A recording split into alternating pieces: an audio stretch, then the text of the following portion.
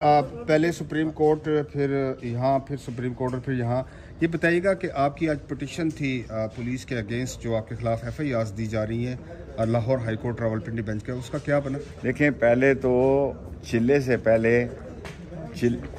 से 2 दिन पहले तक हाई कोर्ट में जस्टिस चौधरी अब्दुल अजीज़ साहब की अदालत में उन्होंने ये बयान दिया था कि इन पर कोई केस नहीं है।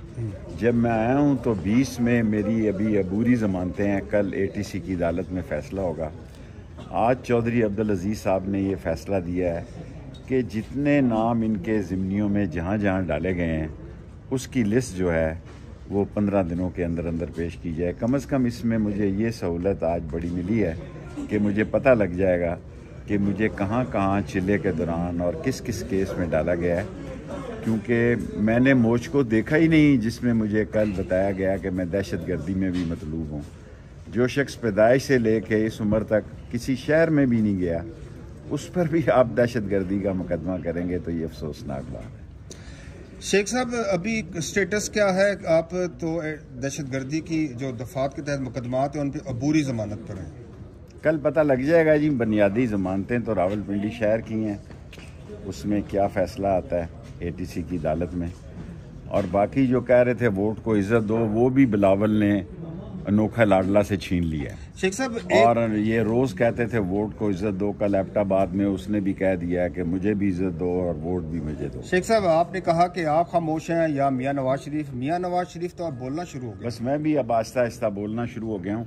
1 जनवरी से इंशाल्लाह मैं पाकिस्तान के तमाम प्रेस क्लबों का दौरा कर रहा हूँ, क्योंकि 15 दिनों के अंदर लिस्ट आ जाएगी कि मैं कहाँ कहाँ मुझे केसेस में डाला गया है। अब प्रेस क्लब मेरे ज़मानती जो है वो देंगे, क्योंकि मैंने सारी ज़िंदगी मीडिया के साथ गुजारी है। सो अब मैं उसी प्रेस क्लब में जाऊंगा जहां मेरे पे केस होगा और जहां वो ज़मानती का इंतजाम। आपके अगेंस्ट अपोनेंट का कहना है, छोड़ो जी, अपोनेंट वो कह रहे हैं कि आपको इलेक्शन में कंटेस्ट नहीं करने देंगे। ऐसी सूरत हाल है? अल्लाह का फैसला है कौन कंटेस्ट करता है कौन नहीं करता। कल किसने देखी है? एक दम आता है, दूसरा दम ना आए, ये अल्लाह का फैसला है।